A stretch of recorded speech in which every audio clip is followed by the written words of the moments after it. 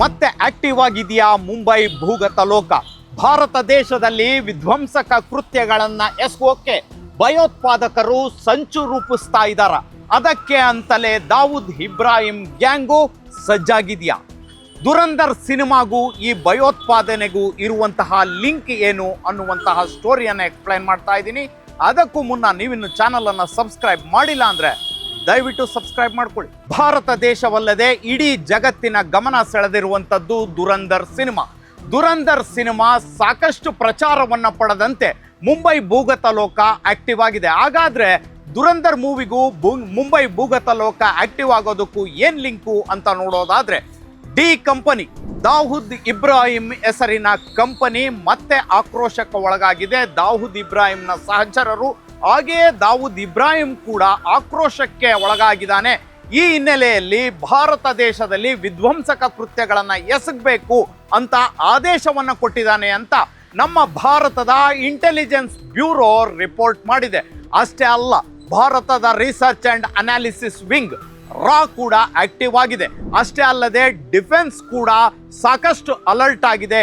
ಭಾರತದಲ್ಲಿ ಯಾವಾಗ ಬೇಕಾದರೂ ಭಯೋತ್ಪಾದಕ ಚಟುವಟಿಕೆಗಳು ಗರಿಗೆದರಬಹುದು, ಭಾರತದಲ್ಲಿ ಎಲ್ಲಿ ಬೇಕಾದರೂ ಬ್ಲಾಸ್ಟ್ ಆಗಬಹುದು. ಇದಕ್ಕೆ ಕಾರಣ ಏನಪ್ಪ ಅಂತ ನೋಡೋದಾದ್ರೆ, ದುರಂಧರ್ ಸಿನಿಮಾದಲ್ಲಿ ಬಡೇ ಸಾಹೇಬ್ ಅನ್ನುವಂತಹ ಒಂದು ಕ್ಯಾರೆಕ್ಟರ್ ಇದೆ. ಆ ಬಡೇ ಸಾಹೇಬ್ ಮರಣಶಯ್ಯೆಯಲ್ಲಿ, ಅಂದ್ರೆ ಇನ್ನೇನು ಈಗಲೋ ಆಗ್ಲೋ ಸಾಯೋ ಸ್ಥಿತಿಯಲ್ಲಿ ಇರುವಂತಹ ಒಂದು ಸೀನನ್ನು ಕ್ರಿಯೇಟ್ ಮಾಡಿದ್ದಾರೆ. ಆ ಮರಣಶಯ್ಯೆಯಲ್ಲಿ ಮಲಗಿರೋದು ದಾವೂದ್ ಇಬ್ರಾಹಿಂ ಅಂತ ಚಿತ್ರಿಸಲಾಗಿದೆ. ಸೊ ಹೀಗಾಗಿ ದಾವೂದ್ ಇಬ್ರಾಹಿಂ ನಮ್ಮ ರಾ ಏಜೆಂಟ್ಗಳು ಕೊಟ್ಟಂತಹ ಸ್ಲೋ ಪಾಯ್ಸನ್ ಅನ್ನು ತೆಗೆದುಕೊಂಡು ಮರಣಶಯ್ಯೆಯಲ್ಲಿ ಇದಾನೆ ಅನ್ನುವಂತೆ ಚಿತ್ರವನ್ನ ಬಿಂಬಿಸಲಾಗಿದೆ. ಅವನ ಕೈಲಿ ಇನ್ನು ಮುಂದೆ ಏನು ಮಾಡೋದಿಕ್ಕಾಗೋದಿಲ್ಲ, ಅವನು ಇನ್ಆಕ್ಟಿವ್ ಆಗಿದ್ದಾನೆ ಅನ್ನುವಂತಹ ಪ್ರಮುಖವಾದಂತಹ ಥೀಮನ್ನ ದುರಂಧರ್ ಸಿನಿಮಾದಲ್ಲಿ ಅಳವಡಿಸಲಾಗಿದೆ. ಸೊ ಹೀಗಾಗಿ ದುರಂಧರ್ ಸಿನಿಮಾದ ವಿರುದ್ಧ ದಾವೂದ್ ಇಬ್ರಾಹಿಂನ ಡಿ ಕಂಪನಿ ಆಕ್ರೋಶಕ್ಕೆ ಒಳಗಾಗಿದೆ. ಅಷ್ಟೇ ಅಲ್ಲ, ಜಿಂಗಾಡೆ, ಮುನ್ನಾ ಜಿಂಗಾಡೆ ಅನ್ನುವಂತಹ ಹೆಸರನ್ನ ಕೇಳಿರಬಹುದು. ಈತ ಕುಖ್ಯಾತ ಶಾರ್ಪ್ ಶೂಟರ್. ಈತನಿಗೆ ಆದೇಶವನ್ನ ದಾವೂದ್ ಇಬ್ರಾಹಿಂ ಕೊಟ್ಟಿದ್ದಾನೆ. ಭಾರತ ದೇಶದಲ್ಲಿ ವಿಧ್ವಂಸಕ ಕೃತ್ಯಗಳನ್ನು ಎಸಗೋದಿಕ್ಕೆ ಒಂದು ಹೊಸ ತಂಡವನ್ನ ರೆಡಿ ಮಾಡಬೇಕು ಅನ್ನುವಂತಹ ನಿಟ್ಟಿನಲ್ಲಿ ಆದೇಶವನ್ನ ಕೊಟ್ಟಿದ್ದಾನೆ. ಈ ಹಿನ್ನೆಲೆಯಲ್ಲಿಯೇ ಭಾರತದಲ್ಲಿ ಏನು ಹೊಸ ಯುವಕರನ್ನ ಭಯೋತ್ಪಾದನೆಯತ್ತ ಸೆಳೆಯೋದಿಕ್ಕೆ ಸಂಚನ್ನ ರೂಪಿಸಲಾಗ್ತಾ ಇದೆ.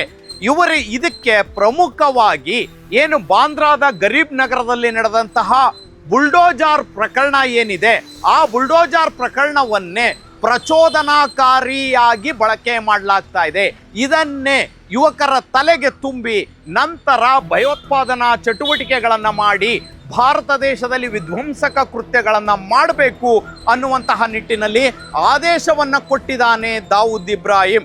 ಡಿ ಕಂಪನಿಯ ಎಲ್ಲ ಸದಸ್ಯರು ಕೂಡ ಆಕ್ಟಿವ್ ಆಗಿರುವಂಥದ್ದು. ಸೊ ಇನ್ನು ಏನಾದರೂ ಹೆಚ್ಚು ಕಡಿಮೆ ಆಗೋ ಮುನ್ನ ಇಂಟೆಲಿಜೆನ್ಸ್ ಬ್ಯೂರೋ ಈ ಮಾಹಿತಿಯನ್ನ ಪತ್ತೆ ಹಚ್ಚಿದೆ.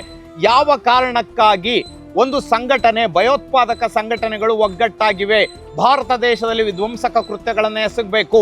ಪ್ರಮುಖವಾಗಿ ದಾವೂದ್ ಇಬ್ರಾಹಿಂ ಇನ್ಆಕ್ಟಿವ್ ಆಗಿಲ್ಲ, Dawood Ibrahim is always active ಅನ್ನುವಂಥದ್ದನ್ನು ತೋರಿಸ್ಬೇಕು.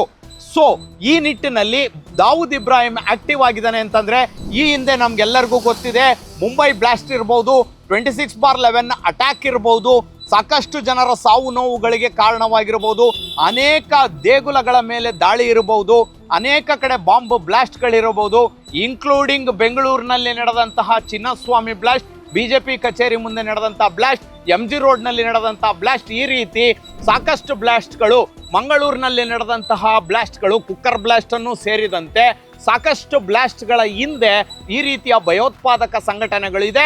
ಅವರಿಗೆ ಬೇಕಾಗಿರುವುದು ಕೇವಲ ಒಂದೇ ಒಂದು, ಅದು ಜಿಹಾದ್ ಅನ್ನುವಂಥದ್ದು. ಈ ಜಿಹಾದ್ ಹುಚ್ಚು ಮನಸ್ಥಿತಿಯ ಯುವಕರನ್ನ ದಾವೂದ್ ಇಬ್ರಾಹಿಂನ ಡಿ ಕಂಪನಿ ಸೆಲೆಕ್ಟ್ ಮಾಡಿಕೊಂಡು ಯುವಕರಿಗೆ ಟ್ರೈನಿಂಗ್ ಅನ್ನು ಕೊಡ್ತಾ ಇದೆ. ನಿಗೂಢ ಸ್ಥಳದಲ್ಲಿ ಭಯೋತ್ಪಾದನೆಯ ಟ್ರೈನಿಂಗ್ ನಡೀತಾ ಇದೆ. ಅವರಿಗೆ ವೆಪನ್ಸ್ಗಳನ್ನು ಹ್ಯಾಂಡ್ಲ್ ಮಾಡಲಿಕ್ಕೆ ಟ್ರೈನಿಂಗ್ ಕೊಡಲಾಗ್ತಾ ಇದೆ, ಅವರಿಗೆ ಬಾಂಬನ್ನು ಹ್ಯಾಂಡ್ಲ್ ಮಾಡಲಿಕ್ಕೆ ಟ್ರೈನಿಂಗ್ ಕೊಡ್ತಾ ಇದೆ. ಅಷ್ಟೇ ಅಲ್ಲ, ಮತ್ತೊಂದು ಆತಂಕಕಾರಿ ವಿಚಾರ ಏನಪ್ಪಾ ಅಂತ ಅಂದ್ರೆ, ಸೂಸೈಡ್ ಬಾಂಬರ್ಸ್ ಅನ್ನ ತಯಾರು ಮಾಡಲಾಗ್ತಾ ಇದೆ. ದೇಶಕ್ಕಾಗಿ ನೀನು ನಿನ್ನ ಪ್ರಾಣವನ್ನ ಜಿಹಾದ್ಗಾಗಿ ಅರ್ಪಿಸಿದ್ರೆ ಅಲ್ಲಾ ನಿನ್ನನ್ನ ಮೆಚ್ಚುತ್ತಾನೆ ಅನ್ನುವಂತಹ ಹುಚ್ಚು ಸಂದೇಶವನ್ನ ಯುವಕರ ತಲೆಗೆ ತುಂಬಲಾಗ್ತಾ ಇದೆ. ಇಂತಹ ಸಂದೇಶಗಳನ್ನ ತುಂಬಿಕೊಂಡಂತಹ ಯುವಕರು ಇದೀಗ ಗನ್ನನ್ನ ಹಿಡೀಲಿಕ್ಕೆ ಹೊರಟಿದ್ದಾರೆ. AK-47ಗಳನ್ನ ಹಿಡ್ಕೊಂಡು ಮತ್ತೊಬ್ಬ ಕಸಬ್ ರೀತಿಯಲ್ಲಿ ಆಕ್ರೋಶವನ್ನ ಹೊರಹಾಕ್ಲಿಕ್ಕೆ, ಸೇಡನ್ನ ತೀರಿಸ್ಕೊಳ್ಳಿಕ್ಕೆ, ಭಾರತ ದೇಶದಲ್ಲಿ ವಿಧ್ವಂಸಕ ಕೃತ್ಯಗಳನ್ನ ಮಾಡಲಿಕ್ಕೆ ಸಂಚನ್ನ ರೂಪಿಸ್ತಾ ಇದ್ದಾರೆ. ಸೊ ಈ ಹಿನ್ನೆಲೆಯಲ್ಲಿ ಇಂಟೆಲಿಜೆನ್ಸ್ ಬ್ಯೂರೋ, ಭಾರತದ ಇಂಟೆಲಿಜೆನ್ಸ್ ಬ್ಯೂರೋ ಒಂದು ಅಲರ್ಟ್ ಮೆಸೇಜ್ ಅನ್ನ ಪಾಸ್ ಮಾಡಿದೆ. ಡಿ ಕಂಪನಿ ಮತ್ತೆ ಆಕ್ಟಿವ್ ಆಗಿದೆ. ಸೊ ಇದಕ್ಕೆ ಕಾರಣವಾಗಿರುವಂಥದ್ದು ದುರಂಧರ್ ಮೂವಿ. ಸೊ ದುರಂಧರ್ ಮೂವಿಯಲ್ಲಿ ದಾವೂದ್ ಇಬ್ರಾಹಿಂ ಇನ್ಆಕ್ಟಿವ್ ಅನ್ನುವಂತಹ ಲೆಕ್ಕಾಚಾರದಲ್ಲಿ ತೋರಿಸಿರೋದ್ರಿಂದ ಅವರು ಇನ್ಆಕ್ಟಿವ್ ಆಗಿಲ್ಲ. D company is always in active mode ಅಂತಾನೆ ತೋರಿಸ್ಕೊಂಡು, ಇದಕ್ಕೆ ಮತ್ತೊಂದು ವೆರಿ ಇಂಪಾರ್ಟೆಂಟು ಏನಪ್ಪಾ ಅಂದ್ರೆ, ಈ ಎಲ್ಲ ಮುನ್ನಾ ಜಿಂಗಾಡೆ ಏನು ನಾನು ಶಾರ್ಪ್ ಶೂಟರ್ ಹೇಳಿದೆ, ಅವನಿಗೆ ಟ್ರೈನಿಂಗ್ ಅನ್ನ ಜವಾಬ್ದಾರಿ ಕೊಟ್ಟಿದ್ದಾರೆ.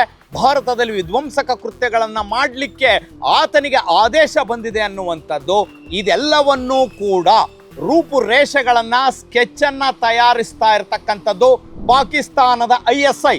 ಸೊ ಈ ಬಾರಿ ಪಾಕಿಸ್ತಾನದ ISI ಜವಾಬ್ದಾರಿಯನ್ನ ಹೊತ್ಕೊಂಡಿದೆ. ಈ ಹಿಂದೆ ದಾವೂದ್ ಇಬ್ರಾಹಿಂನ ಸಹಚರರಾದಂತಹ ಛೋಟಾ ಶಕೀಲ್ ಇರ್ಬೋದು, ಹಾಗೆಯೇ ಮತ್ತಿತರೆ ಏನು ಪಾತಕಿಗಳಿರ್ಬೋದು, ಅವರು ಈ ರೀತಿಯ ಜವಾಬ್ದಾರಿಯನ್ನು ತೆಗೆದುಕೊಂಡು ಪಾಕಿಸ್ತಾನಕ್ಕೆ ಯುವಕರನ್ನ ಕಳಿಸಿ ಅಲ್ಲಿ ಟ್ರೈನಿಂಗ್ ಅನ್ನ ಕೊಡಿಸಿ ಭಾರತ ದೇಶದಲ್ಲಿ ವಿಧ್ವಂಸಕ ಕೃತ್ಯಗಳನ್ನ ಮಾಡಲಿಕ್ಕೆ ಅವರು ಸಂಚನ್ನ ರೂಪಿಸ್ತಾ ಇದ್ರು. ಆದ್ರೆ ಈ ಬಾರಿ ಪಾಕಿಸ್ತಾನದ ISI ನೇರವಾಗಿ ಎಂಟ್ರಿ ಕೊಟ್ಟಿರುವಂಥದ್ದು ಪಾಕಿಸ್ತಾನಕ್ಕೆ ಭಾರತದ ಮೇಲೆ ಅನೇಕ ರೀತಿಯ ಸೇಡುಗಳನ್ನ ತೀರಿಸಿಕೊಳ್ಳುವಂತಹ ಕಿಚ್ಚಿದೆ. ಆ ಪ್ರತಿಕಾರಕ್ಕಾಗಿ ಈ ರೀತಿಯ ಒಂದಷ್ಟು ಏನು ಕಳ್ಳ ದಾರಿಯನ್ನ ಹುಡುಕಿಕೊಂಡು ಮಾಡ್ತಾ ಇರತಕ್ಕಂಥ ಕೆಲಸ.